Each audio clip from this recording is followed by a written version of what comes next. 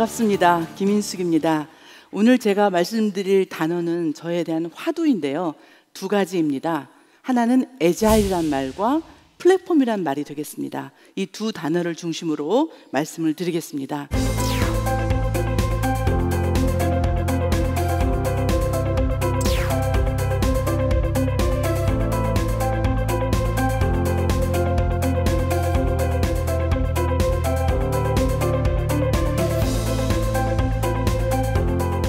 먼저 우리가 4차 산업혁명 하면 말이 기니까 4.0이라고 말을 하겠습니다.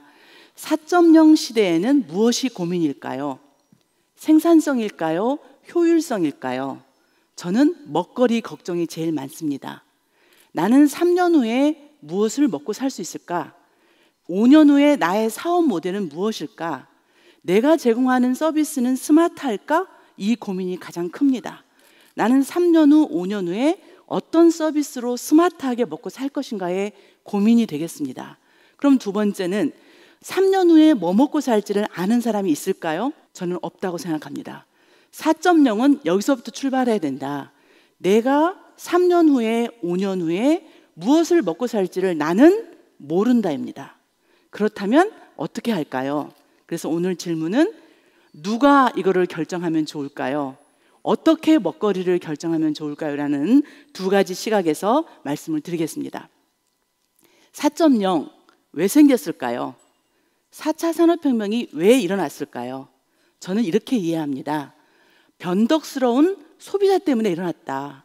소비자가 몹시 변덕스럽다. 피자 하나 주문할 때도 요구사항이 많아요. 나만의 피자를 만들어줘. 빨리 만들어줘. 가격도 싸게 해줘. 요 세 가지를 요구합니다. 소비자는.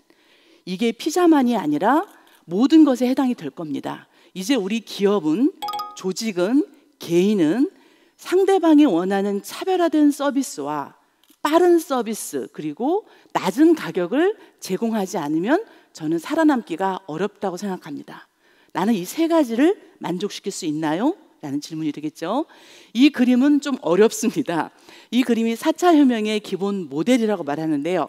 공대 나오신 분은 어떨지 모르겠습니다. 이 그림을 보시면 4차 혁명의 핵심 기술은 무엇일까요? 드론일까요? AI 인공지능일까요? 자율주행일까요? 핵심 기술을 뭐라고 보냐면 커뮤니케이션이라고 봅니다.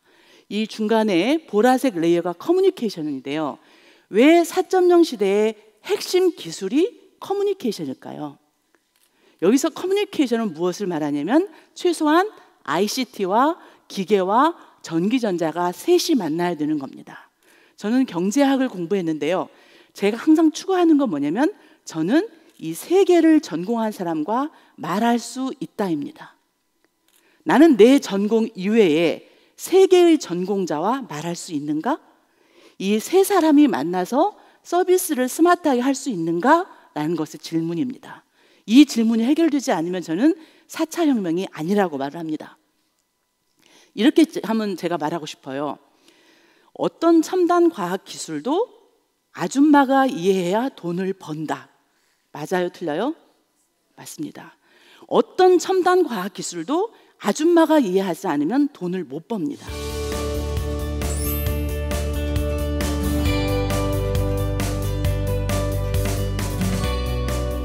지금 기술이 넘쳐요. 특허가 넘쳐요. 뭐가 부족하죠? 수요가 부족한 겁니다. 로봇 기술이 부족할까요? 할머니가 원하는 로봇의 서비스를 몰라서가 고민일까요? 인간이 원하는 서비스가 뭔 거냐? 무엇을 원하는가를 모르는 거죠. 나는 소통하고 있는가? 나는 고객이 원하는 것을 파악하고 있는가? 라는 질문이 되겠습니다. 그러면 이제 4차 혁명이라고 말을 하면은 경제, 환경, 산업이 다 바뀌는 것이 혁명이라고 말을 하겠죠. 그러면 이제 이런 질문을 해봐요. 우리 아이가 대학생인데 앞으로 인재상은 누구일까요? 어떤 학생이 더 유능한 학생일까요? 인재상은 무엇일까요? 나는 어떻게 교육을 받아야 될까요? 라는 질문이죠. 어떤 방법을 가지고 있고 어떤 팀워크를 할 수 있고 나는 개인적으로 어떤 역량을 가지고 있는가? 이거를 한마디로 이렇게 말합니다. 어질러티라고도 하고 애자일이라는 말을 합니다.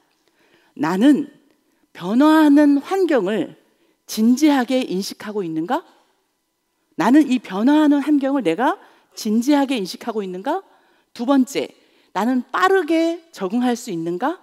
빠르게 대응할 수 있는가? 빠르면서도 어떻게 해야 되죠? 효과적으로 대응할 수 있는가? 이 질문입니다. 나는 이 나이에 환경 변화를 진지하게 인식하고 있고 빠르게 대응하면서 효과적으로 대응하냐입니다. 이게 가능한가요? 라고 저는 질문을 합니다. 그렇다면 애자일이라는 건 뭘까요?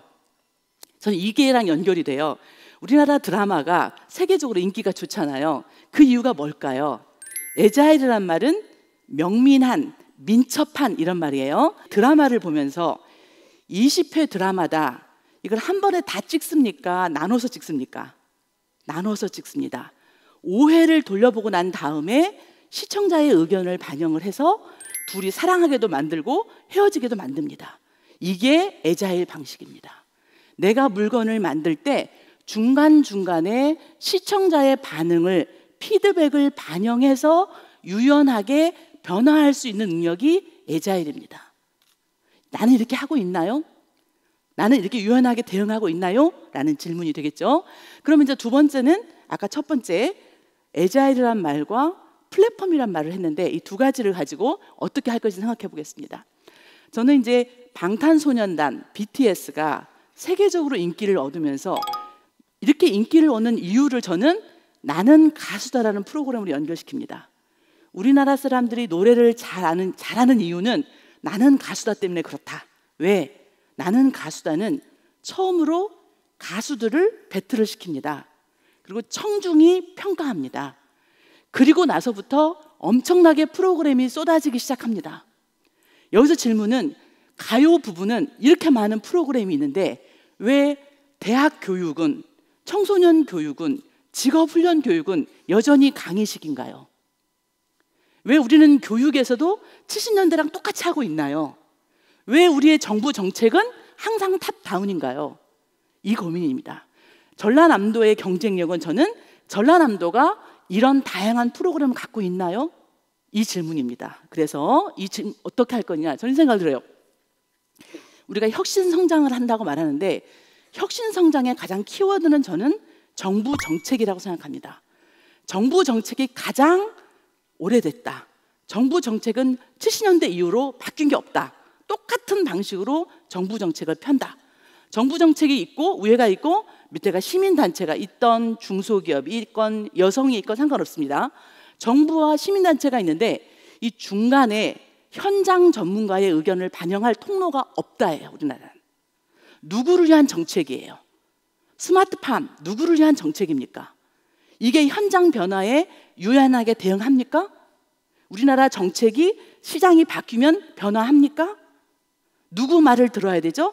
이 중간이 저는 궁금합니다. 누가 피드백을 할 거냐? 어떻게 실시간으로 피드백을 할 거냐? 우리가 내비게이션을 이용하잖아요. 내비게이션 타고 가면서 교통 상황이 바뀌면 어떻게 해요? 리얼타임으로 알려주잖아요. 리얼타임으로 초단위로 알려줘요. 왜 우리의 정책은, 교육 정책은 한 번 정해지면 5년을 가야 되죠? 왜 우리의 정책은 한 번 정해지면 3년을 무조건 가는 거죠? 왜 시장 변화가 반영이 안 되는 거죠? 그래서 저는 우리나라의 경쟁력은 정책의 경쟁력이다. 정책을 어떻게 하느냐가 이제는 혁신 성장의 가장 키워드라고 저는 생각합니다.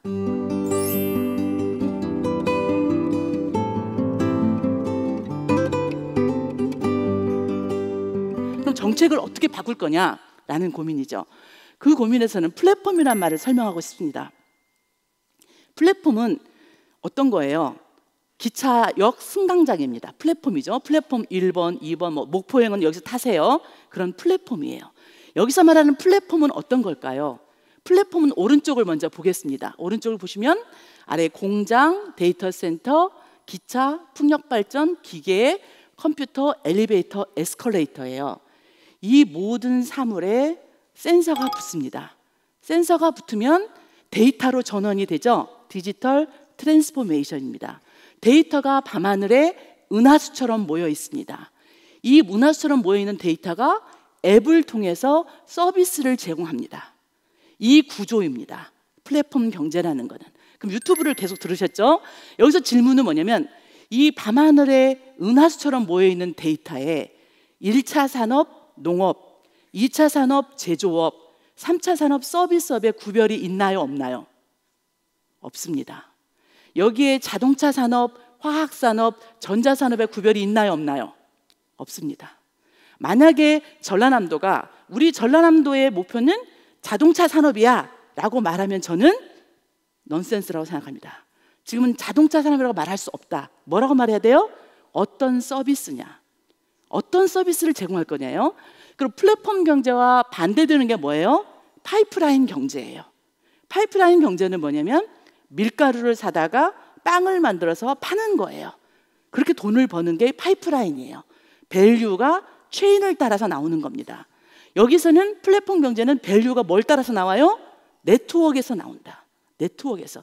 이 차이를 제가 볼 때는 인식하지 않으면 우리의 경제 정책과 산업 정책은 70년대 여전히 머물고 있다. 우리 교육도 마찬가지고. 저는 이 질문을 해요. 우리 아이가 대학생인데 자기는 친구들이 많대요. 그럼 제가 물어봐요. 너는 어떤 친구를 만나니? 동아리 친구, 고등학생 친구가 만난다는 거예요. 그러면 저는 5명을 한번 꼽아봐라고 말해요. 네가 만나는 사람의 5명만 한번 얘기해봐. 저도 그런 질문을 합니다. 제가 하고 있는 직업에서 5명을 한번 이름을 말해봐. 그 5명이 같은 직업만 가지고 있다면 저는 파이프라인 경제다. 나는 여전히 파이프라인 경제에 살고 있다. 나는 AI를 지원하겠다고 생각한다면 여전히 저는 파이프라인이다. 나는 전라남도만 생각한다면 파이프라인이다.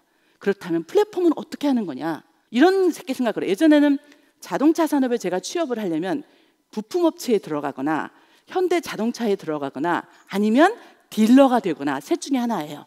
지금은 몇 개가 있다? 18개가 있다. 자동차라는 분야에서 먹고 살 수 있는 방법이 18개다. 주차장 정보를 주던, 주유소 정보를 주던, 수리점을 주던, 우리 집 냉장고랑 연결시키던 18개의 사업 모델이 가능하다. 자동차는 이제 더 이상 따로 커넥티드 카다. 우리 집 냉장고랑 연결이 되어 있다. 또는 밸류가 어디서 나온다? 네트워크이다. 나는 18명을 가지고 있나요? 내가 하고 있는 사업에 나는 몇 명의 파트너를 가지고 있나요? 이 질문입니다. 내 사고방식이 이런 사고방식이냐 아니면 나는 여전히 파이프라인이냐 라는 질문이겠죠. 그래서 저는 이런 생각을 해봅니다. 만약에 전라남도에서 직업훈련 4.0이라는 정책을 만든다면 누구를 초대해야 될까요? 한 5명을 꼽아보세요. 전라남도의 교육정책, 전라남도의 산업정책, 경제정책을 수립하고 싶다. 뽑아보세요. 5명. 그걸 뽑는 사람이 저는 전문가라고 생각합니다. 4.0 시대의 전문가는 누가 귀신인지를 아는 사람이에요. 이 분야에 누가 귀신인지를 아는 거예요. 귀신은 누구냐? 이 분야에서 10년 이상 일한 사람들이에요. 현장 전문가예요.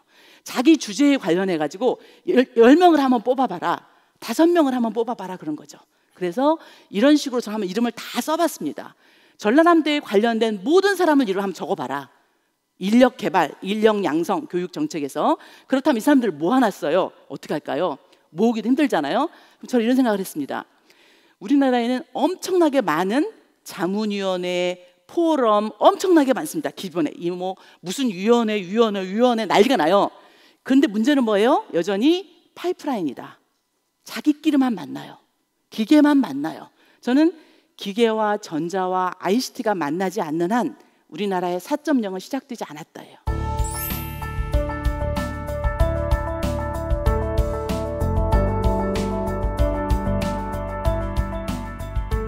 그냥 3.0이에요. 자기 것만 열심히 하는 건 3.0이에요. 4.0은 나랑 전혀 다른 애들과 만나는 거예요.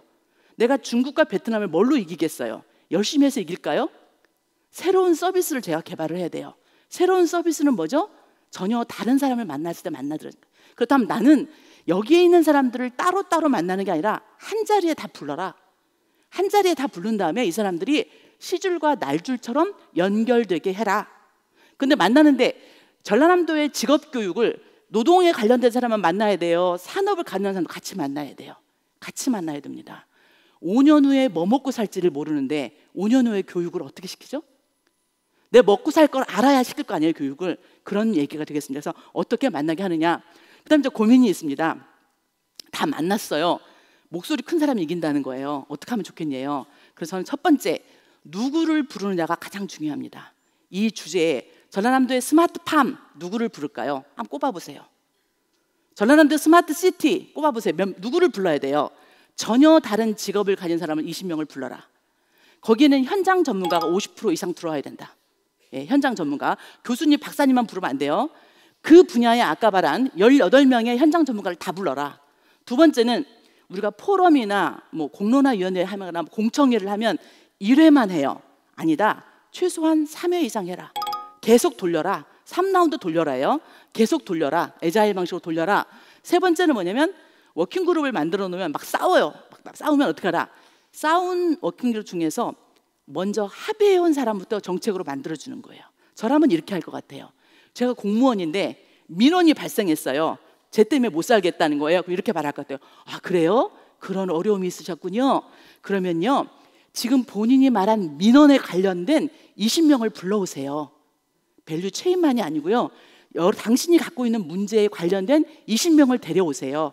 밸류 네트워크로 20명이 모였어요. 20명이 모였으면 20명이 모여서 합의한 내용만 제가 들어드리겠습니다. 우선순위에 합의해 오세요. 다 들어줄 수가 없으니까 20명이 합의한 순서대로 제가 들어드릴게요 라고 말할 것 같아요. 그렇게 말하면 로비가 되겠죠. 그래서 어떻게 하냐? 공개하라 이겁니다. 당신들이 합의한 내용을 공개하라, 지속해라, 반복해라입니다. 이거를 계속 돌리라는 거예요. 공개하라는 얘기입니다. 당신들이 합의한 내용을 공개해라. 이 작업만 계속 시키는 거예요. 그러면 그 사람들은 계속 합의를 해와야 되는 상황이 되는 거죠. 저는 그게 정말 가장 좋은 방법이 아닌가 싶어요. 무슨 문제가 생기면 예, 알았습니다. 관련된 사람을 다 데려오세요. 그중에서 생계 때문에 못 오는 사람이 있으면 대신 해줄 사람을 잡아주면 돼요. 다 오셨나요? 한 달 동안 시간을 줄 테니까 한 달 동안 합의해 오세요. 합의해 온 순서대로 들어줄게요 라고 말했으면 좋겠습니다. 그래서 이렇게 했으면 좋겠고요. 그래서 전라남도에 이걸 한번 제안해 봅니다. 저는 이런 생각이 들어요. 전라남도는 다른 곳과 무엇이 다르죠? 뭘로 차별화하실 거예요? 전국에 17개 시도가 있고 광역시도인데 전라남도는 뭐가 차별화되죠? 뭘 잘하시죠? 뭐가 강점이죠? 저는 이거라고 생각해요. 어느 기업, 어느 조직이 성공하냐 안 하냐는 그 조직을 피드백해주는 플랫폼이 있느냐라고 질문합니다. 예. 이 조직이, 개인이 내가 성공하냐 안 하냐는 이 조직이 끊임없이 플랫폼을 받으면서 이걸 잡아내는 겁니다. 그래서 이렇게 한번 제안을 해보겠습니다. 워킹그룹을 여러 개를 만드시고요, 20명을 부르신 다음에 배틀을 시켜서 잘하는 사람부터 의견을 들어주는 그런 구도로 가면 어떨까 싶습니다. 예, 이상입니다. 고맙습니다.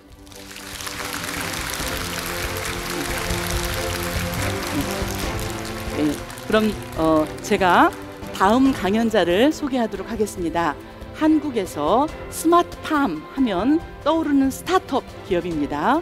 엔싱의 김혜연 대표님께서 미래 농업의 대안 스마트팜을 주제로 강연해 주시겠습니다. 큰 박수로 맞이해 주시기 바랍니다. 고맙습니다.